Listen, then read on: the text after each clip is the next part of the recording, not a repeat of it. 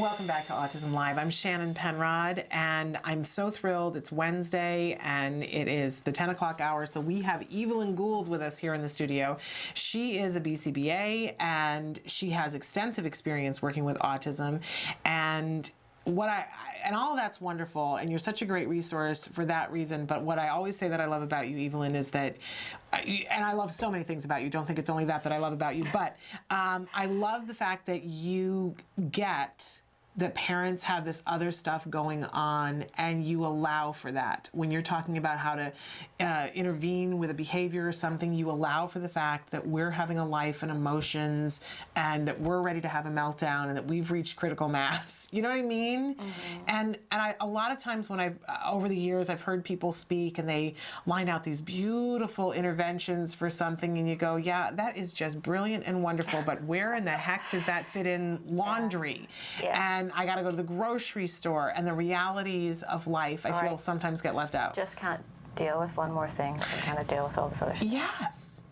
Or that I might be able to deal with that next Wednesday, but today, mm-hmm. Oh no, today that can't happen. Mm-hmm. And I really feel like you get that, and you talk about that, and allow us the room to have our feelings, that we're gonna have feelings, that you start from that point, which is so wonderful for me, and I know for other people too, because they've written it and said that. So thank you for constantly being the person who thinks about what it's like for us on our side of it. That's such a huge thing. That's a huge gift that you have. And I know we've asked you to come in today to talk about early intensive behavior intervention and what it does for the family, what kinds of things come up, mm-hmm. in a very realistic way. Not in the, oh, airy-fairy, isn't it fabulous? Because I know a lot of you are out there and you're watching and thinking, okay, I want early intensive behavior intervention, and I want it for you too, and Evelyn wants it for you too, and but it's not like it comes with a little magic wand and everything gets easier. Mm-mm. In fact, it's a hard road. Mm-hmm. For a lot of us, mm-hmm. it's really intensive and emotional. Yeah. I mean, I can't even imagine how intrusive and challenging it would be to have that on top of all your other stresses that you're trying to deal with having a kid with autism. But the interesting thing is that we talked about, Shannon, is that really no one, it's only a recent thing that people are actually asking questions about, well, what is it actually like for these families that have early intensive behavioural intervention? The focus is very much always just on the child and helping the child, and no one's really paid that much attention, or it seems like no one's really paying that much attention to the parents' experience or what's going on with the parents and how can we help them cope with having a child with autism. It's all very like, help the child, even parent training, you know, I mean, I'm saying that I've done it myself, like where you're doing parent training and it's really focusing on helping the child have a better experience of life, or have a better experience of the family, or better interactions with the parents, rather than trying to help parents cope with what they're going through. Yeah. So, and in the research is the same, like there's only recently been some studies or people doing preliminary kind of surveys and stuff to figure out, well, what actually is it like for parents, and yes, we're seeing great outcomes for the child, but is that actually having an effect to help parents' levels of stress go down? What are they going through? Mm-hmm. And how can we better help the whole family, not just this child? Yeah, and I think there is more awareness now, and you hear more people talking about it, mm-hmm. And I'm thrilled that the conversation has started, because I remember we were so fixated on getting started on ABA, and then we did. And I think with a lot of things in life, when you are waiting in anticipation for something and then you get started, there's that sort of honeymoon phase, and then you get in the middle of it and realize, oh, okay, this is fabulous, but this is going to be a long haul, and I had no idea that my life was going to be affected in this way. And then both my husband and I went, ooh, I think we need some help with this. Like, who do we talk to? Where do we go? Is there a parent support group? And at that time, there wasn't. Now I see them springing up all over the place, and I really appreciate that. But if for families, let's start at the beginning. For families, what kinds of things should they know starting EIBI? Well, Shannon, I think that you do a great job on your show with talking about things that you should think about and providing support for things you think about, because one of the major things that seems to come up for parents who embark on EIBA programs is this therapist stress, or stress related to having a team of therapists. Now here at CARD, if you live within a certain catchment area, the way they work is they give you the therapists, or they assign the therapists to your team, I believe. And so you don't have to go and recruit therapists, but that's not the case for a great deal of parents who are trying to set up ABA programs, particularly outside of America, in the UK and so on, that therapists are responsible for, or sorry, parents are responsible for hiring their own therapists and putting together their own therapist team.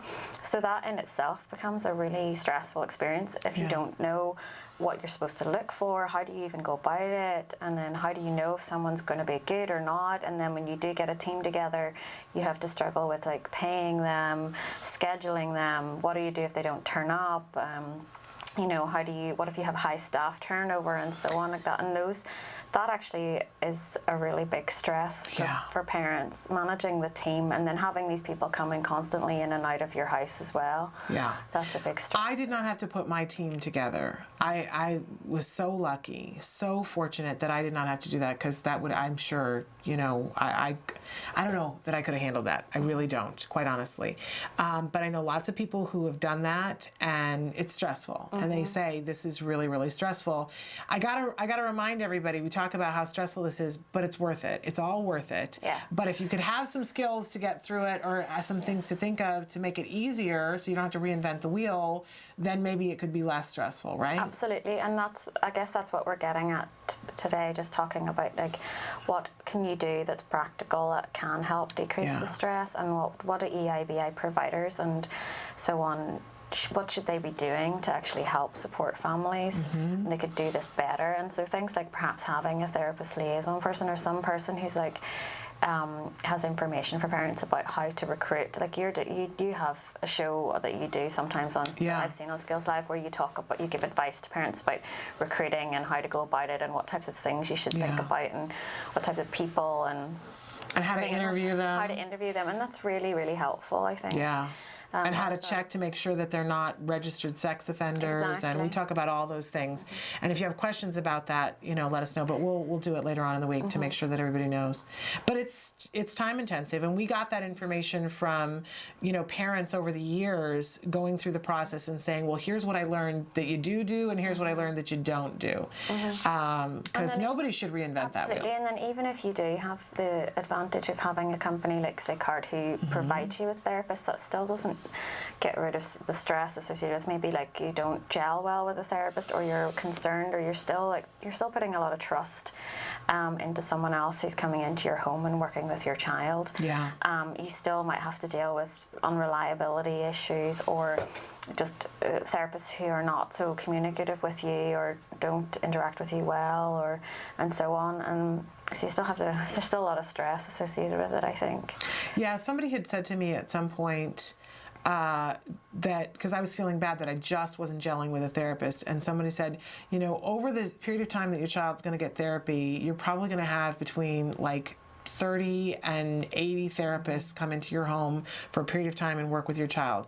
It would be unreasonable to think that you're going to get along beautifully with all of them, that you're going to gel and have, you know, this wonderful hearts, flowers, and roses relationship with every single one of them. And I went, oh, okay. So I can let go of the expectation that I have to adore every single person who walks through the door, and that we're the best of friends and exchange gifts and cards. You know what I mean? Some people became family members that will be family members forever. Yeah. And other people were just people who worked in my home, and, you know, that's just how it worked out. Yeah, I can imagine it must be very difficult, because these people are coming into your home like every week, maybe a few times a week, and they're coming into your personal space. And especially if you have a program going that's like a NET or natural environment style program, or you're working on generalization or something, and you potentially have these people going into your bedrooms and your bathrooms, and, you know, into every nook and cranny of your personal space. And so it's hard to wrap your head around allowing someone that you don't gel very well with, or I don't know, just don't click with doing that. I know I would have a hard time with that, and so I guess I guess it is helpful to just think about it as they're coming into, they're working in my home as if they're coming to clean it or something. Like, they're not, but I mean, they're not though. They're working with your child, so I don't know. It's really hard, I imagine, to kind of get in that headspace. It is, and there are at different times, different things that would. But you know what helped us was that we came up with a set. Sort of hierarchy of our rules that whenever a new therapist came through the door, we would go, okay, here's the deal in our house. Yeah. You know, I know you're going to be functioning on a whole bunch of rules that you have, but here are the rules in our house. Here's how we function. Here's how we would like for it to work. And that helped everybody. I think that's really important because the fact is these people are working for you. And so, you know, I wouldn't expect to go into any kind of job and not be given like the handbook for working at the place that I'm working at. This is what's expected of you. This is what we expect in terms of professionalism and dress and that kind of thing. And then also being working with children, I obviously have codes of conduct that I have to subscribe to and ethical guidelines and so on. So there's, of course, you should think about it that way. And so the therapist should expect to get that from you too. And it is really helpful to put those boundaries in place right at the start before any emotions get involved. Yeah, absolutely. And I can tell you, I mean, the first thing that I would say to everybody is I have baby monitors, some that you will see and some that you won't. So I will hear and say everything. I will hear and see everything that you do with and for my child. So don't say or do anything that you wouldn't want me to say and hear. Absolutely. So that was my first number one. And I would say next most important thing, don't ever tell my child they're wrong when they're not. You know, if you're working on a lesson and he skips ahead to something else, don't tell him he's wrong because that's the lesson. Because that's a pet peeve of mine. And I would say that's the thing that I will get maddest about quickest, so don't do that and we'll be all good. Don't ever be afraid to ask questions because we have devoted all of our time and energy to making sure that our child has this therapy, so please ask questions. Don't assume that I think that you know everything because I'm sure you don't. So ask where things are, ask questions. We'll be happy to answer questions and we'll support you in all that you do as long as you ask questions. And my other big thing that wasn't the first 2 years, but after 2 years, he had progressed to a point where I said, I prefer it when we go on an outing that you allow me to talk to him and you talk to me. Because different parents, different things, but I said, you know, talk to me about what you want me to say to him, but I know that someday you're not going to come anymore and I have to be able to make this work when you're not here, so I want you to talk to me, not him, when we're outside the house. And they would go, I can do that.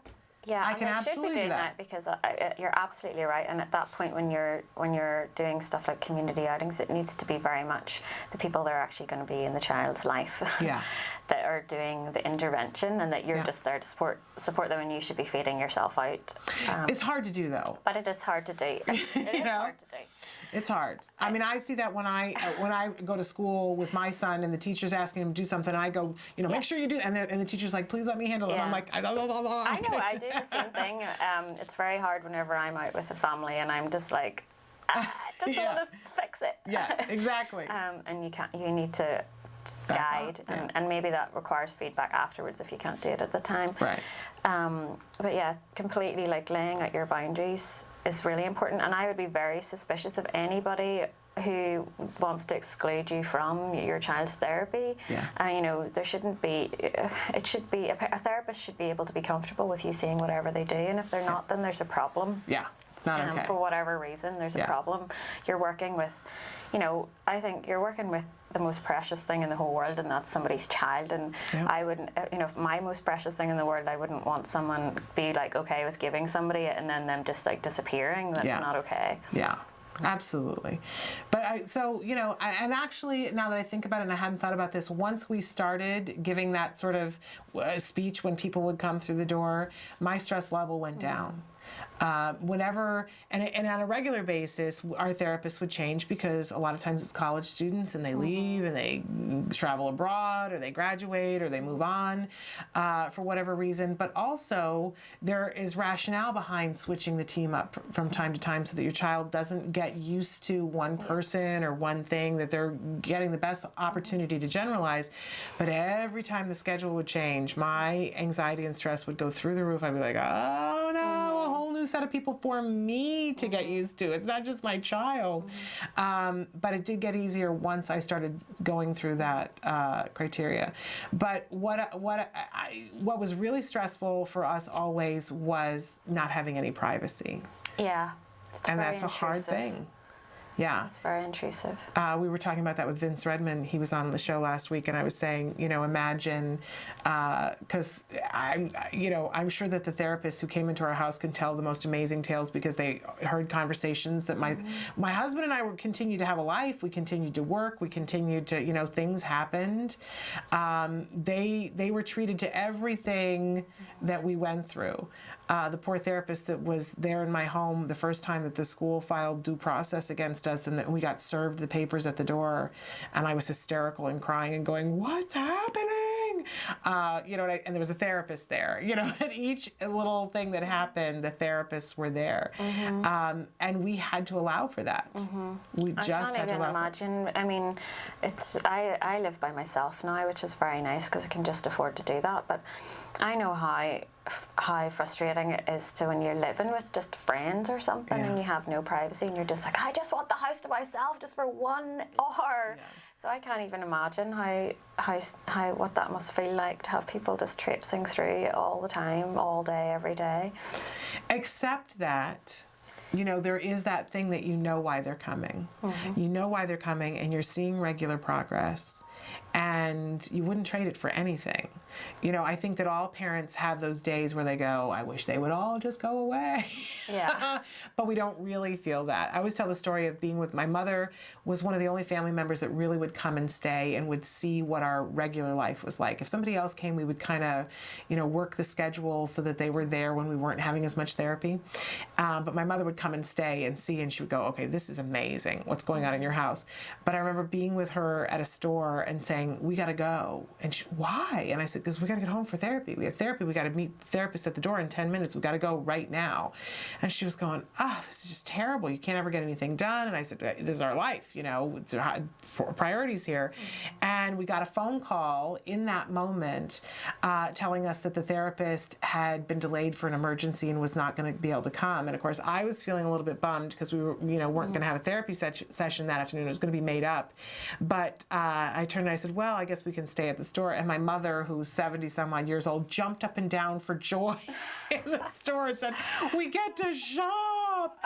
And I looked at her and I went, really? And she said, I'm so sorry. I can't imagine what your life is like on a regular basis. You're used to it now, but this is hard what you're doing. And I went, yeah, go figure. But I don't think enough people realize what it's like for families and the amount of time. 5 years for us. It's actually weirder for us now that isn't happening because we're so used to it. Even it's almost a year later that we still go, we have some time. What are we going to do? We don't have to schedule around therapy. We don't have to be someplace to meet somebody. So what are we going to do with that time? It's very bizarre. Yeah, and then a lot of families, I don't know what it's like here so much, but making materials and like having to prepare things and have this toy ready and that ready and things are supposed to be organized and all that kind of thing, that also takes up a lot of time. You know what, that's a really good thing to talk about. Let's take a break. Okay. We'll take a break and come back and talk about having your space ready, having the stuff ready, and continuing having things ready. Stick with us. We're going to be back in just a few minutes. Welcome back to Autism Live. I'm Shannon Penrod, and our special guest right now is the wonderful Evelyn Gould. She's a BCBA with extensive experience dealing with autism, and in particular, a lot of challenging behaviors that you've dealt with across your career. And we're talking with her today about what it's like, the parent's role in early intensive behavioral intervention and how stressful it is. That so often people talk about how, what it's going to be like for the child. I think we've had more talk about that in the last 7 years. But that we're just now getting to talk about what is it like for the family, for the parents, the stress level, the reality of it. Yeah, for the sibling, for the whole family, right down to the dog, because it changes the way the dog gets, the circumstances for the dog, right? Your day is different. And one of the things that you and I were talking about yesterday, which led us to this whole topic, I think a lot of people assume that, once a family starts ABA and they start to see progress with the child, that the stress level will decrease for the parents. But that isn't always the case, right? No, I think we can't make that assumption. Definitely not. Just because the child makes a lot of progress doesn't necessarily mean that parents stop stressing about their child. Yeah.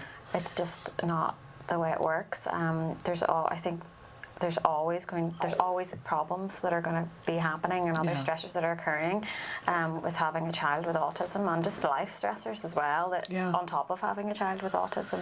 And I do think that, financially, the things that happen once you start early intensive behavior intervention increase the stress, and I would argue that there are it's sometimes more stressful, because once you see that your child can make progress with ABA, then you become that much more convinced that this is something that your child has to have and has to have a certain amount. And it's, for most people, that's a little bit of a battle.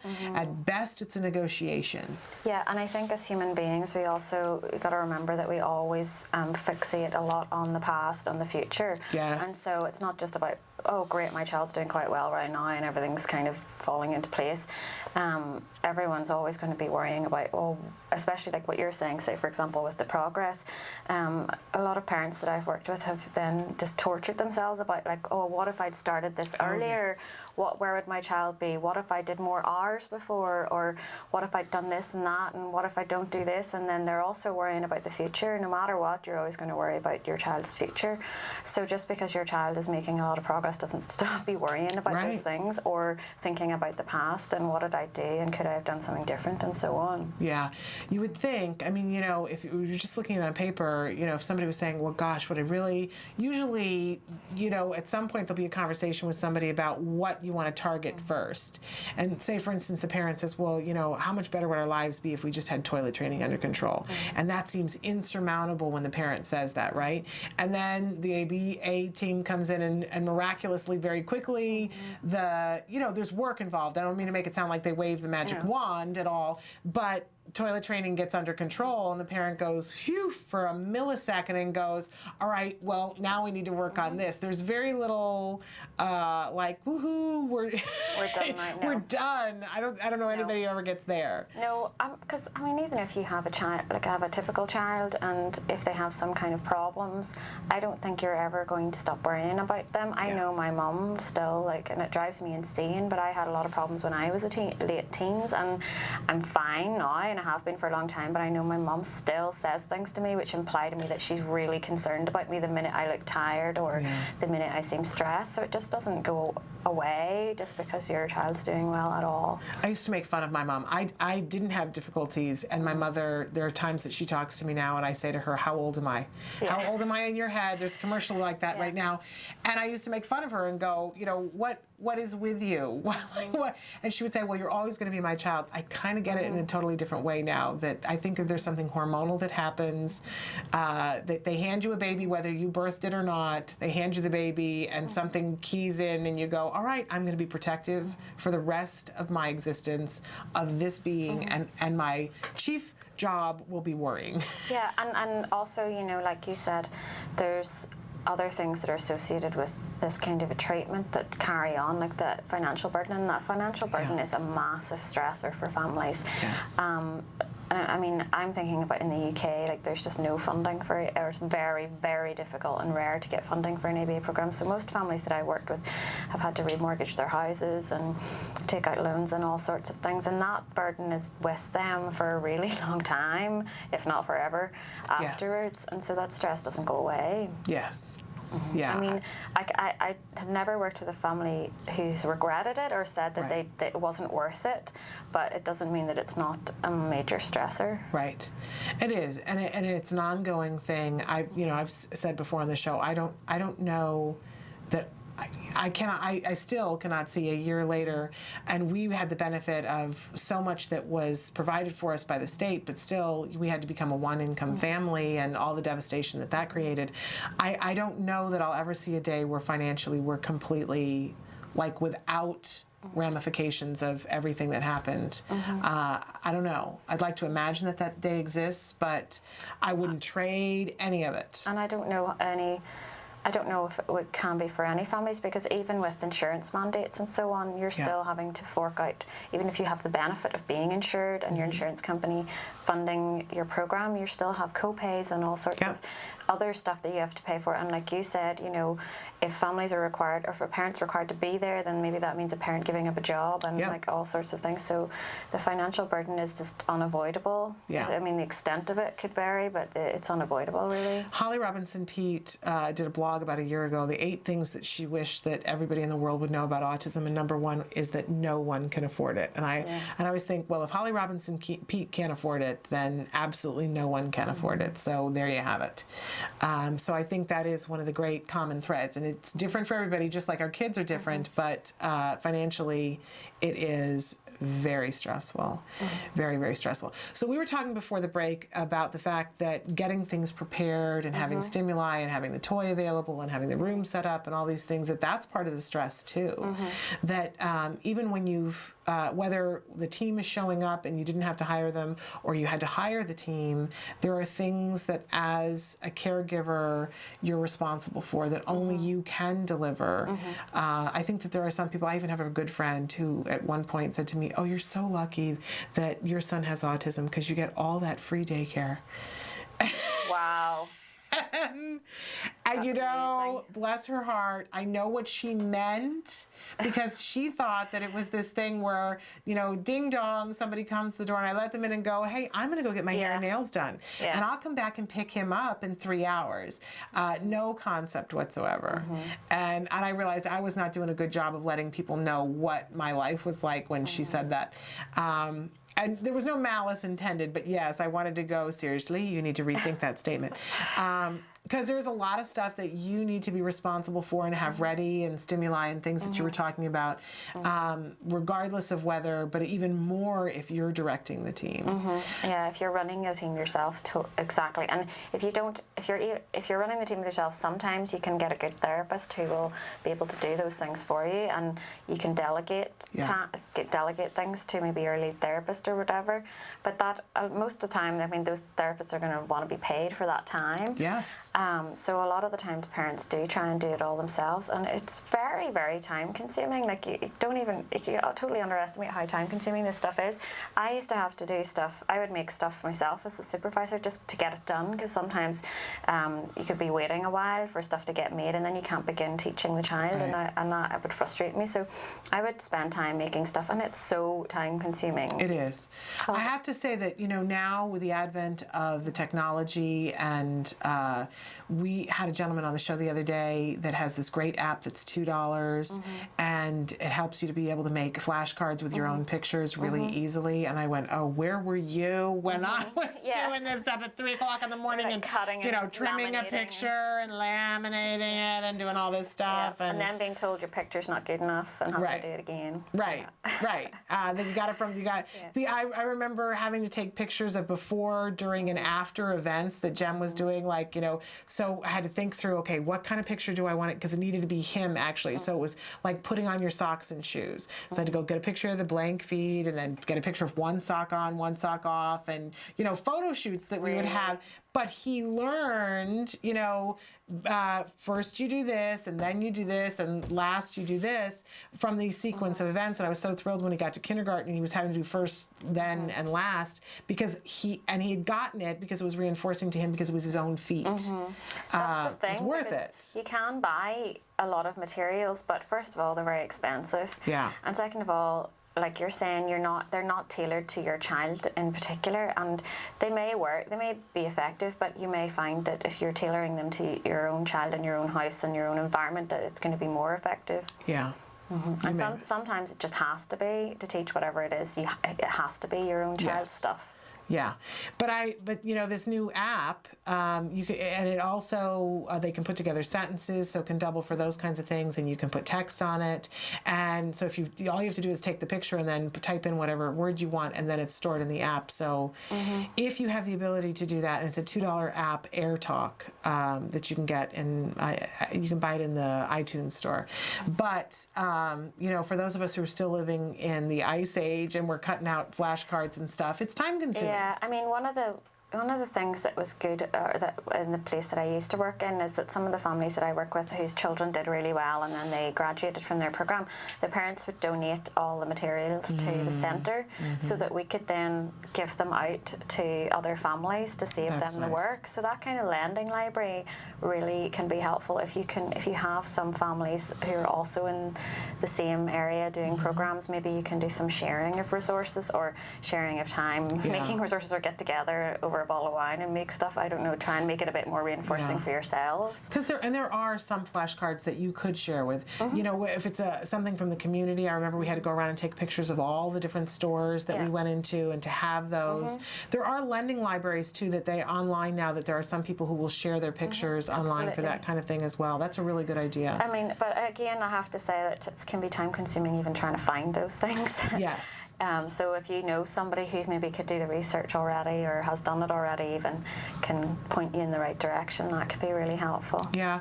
Another reason why, you know, having that local support group and the more global support group, so that you can lean on somebody.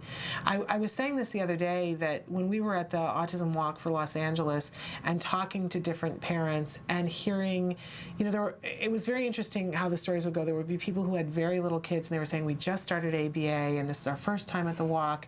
And then when we would talk to the different advocates and the different organizations, they were always parents of kids, almost always, who were 8 and older. And Nancy and I were talking about it afterwards and saying, isn't that interesting, because you get, in the beginning, you don't have time to do anything else but survive. But you get to a point where you can turn around and help other people. So if you're one of those people in the beginning, you know, ask one of us who's been around for a while and say, you know, where did you get this flashcard? Don't spend the time doing all the research. Ask in your local support group, or ask us, okay, where do I find this, so that you don't waste a bunch of your valuable time stressing about where do I get it. Because there might be somebody who is in your community support group, who's got it all already there for you. And not just pictures, but things like, I remember going around houses and trying to find matching identical items and stuff like that, and you're like frantically looking through drawers, because you just, things, really obvious things that you think you have lying around and you just don't. So like, if you have someone else who can give you 2 blue blocks and 2 spoons and 2 this and 2 that, that can be really helpful. Absolutely, because there's so many lessons. You know what, one of the greatest things somebody gave us was, it was a Fisher-Price Noah's Ark. So there were 2 of every animal on the Ark. So when we used those for so many lessons, it was absolutely amazing how many different things we used that Noah's Ark for. The boat went away, but the little animals that went with it were really, really helpful. Toy libraries are so valuable because toys are so expensive. Yeah. Yeah, and you can get a lot of stuff used, or gently used stuff. Fascinating stuff. We should take a little break, and then we'll come back and we'll talk some more about some of the different stressors that happen and how we can help ourselves to deal with it. Stick with us. Welcome back to Autism Live. I'm Shannon Penrod, and my special guest right now is Evelyn Gould. She's a BCBA, a board-certified behavior analyst. We've been talking about the parents' role in early intervention, early intensive behavioral intervention, and how stressful it is, and how it really, I always say it's like picking your house up, shaking it really hard, and then setting it back down a little on its side. That's what it's like, but it's worth it. It's absolutely worth it. But I think it's important to talk about the different stressors, and you know, there's a big elephant in the room that we got to talk about, which is the emotional side of expectations. And I think that's one of the hardest things, is that, you know, you say, okay, I've seen the statistics. I really want, I want to see progress. So why wouldn't I do ABA? There's a lot of things that a family has to sacrifice and move around to do them, but you sign up for it and you do it, and you see your child starting to make progress, but you never let go of wanting to know what your outcome is going to be, right? And what it means. What that progress means. Yeah, for sure. I was just saying to Shannon that one of the things that always comes up with parents is they want to know, you know, will my child be doing this? Will my child talk? Will my child do this? Will my child go to school, do this, do this? Where is my child? How's he doing? And that kind of thing. And it's really hard because the answer is that we can't predict the future. We're doing our very best, and the best you can say is, well, you know, your child is making progress and doing really well with where they're at. I can't tell you where we're going to be, because it would be very unfair to make those assumptions. Which is maddening. Which is absolutely maddening. And, you know, although on the other side, it's not rational. I mean, I was saying to Evelyn that I would stand there and say to our supervisor, Sabrina Tuma, I would say, so how's he doing? How's he doing? And she would say, he's doing great. But what I was really asking in my heart of hearts was, how far behind is he? Is he going to be able to get married? Is he going to have a job? Is he going to go to college? Is he going to be happy? And I really wanted her to answer those questions, although I knew enough, although sometimes we do, right? As parents, we'll go, you know, the big fear will come out and say, you know, is my child going to be able to be on the high school baseball team? Or, you know, is my child going to be able to take the SAT? Whatever it is for the individual family that you're, you know, the big thing. And, you know, sometimes you will ask it, and then as soon as you ask it, you realize, oh my gosh, that's completely ridiculous. How could you possibly know that? But we do want to know, like, are we on a path to something, right? And even that is hard to answer. But I mean, we can say, yes, I don't know, but we're on the path, and we're doing the best we can, and we're going to get him as far along that path as we can get him. But you can't predict. You don't know where you're going to end up, and you don't know how many, you know, there's so many variables involved. It's just unfair to make an assumption about where your child's going to end up. Or for us anyway, it's not right to make an assumptions about that. And I was sharing with Evelyn that one of the things that I would ask frequently is, how far behind are we? The first time that he got assessed by the school, the school was cutthroat about, well, you know, he's on this skill, he has the skills of an 8-month-old when he was 3.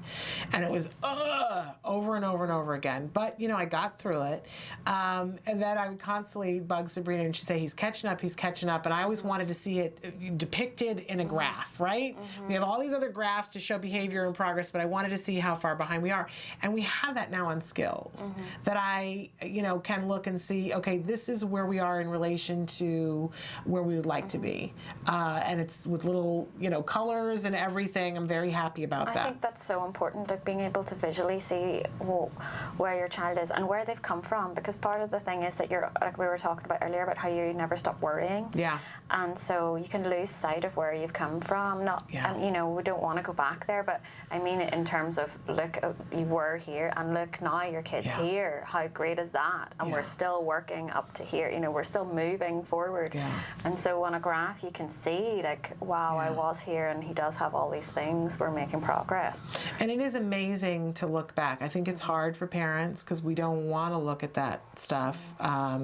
But I know even now for my son, if I don't see somebody for 6 months or 8 months or even a year, and then we get together and they go, oh my gosh, he's, you know, he's doing so well, and he's improved so much. And I go, oh, that's funny, you know, because I'm with him every day, so I don't notice the things that they notice after not seeing him for months on end. And I think it's really good to look back from time to time and go, right, yes, progress. It's more happening. Like it's less about looking back and taking stock of actually being where you are and being like, oh look, this is where we are, rather than jumping ahead and just worrying about what's next. Just trying to ground yourself and look, this is where we are. We've come so far. I'm very good at either living in the past or living in the future. And the thing that somebody reminded me of a couple of years ago is that, yes, that's all great and we all do that, but true joy only happens in the moment. And I went, oh. Well, living only happens in the moment. Yeah. So, but it would all, you know, I think we all want to experience more joy, and that when we spend time in the past, we spend time in the future, we're never going to find it there. And you can't take any kind of action if you're in the future or the past. Right now is the only time you have control over doing something. which can be overwhelming sometimes, absolutely overwhelming. I think there's a never-ending list too. You can go up to almost any autism parent and go, "What's your list? What's next on your list? You know, what thing are you about to start working on?" So there's that constant feeling of checking one thing off, but that the list grows. Treadmill, which can be stressful too. So stay in the moment is our mantra for today.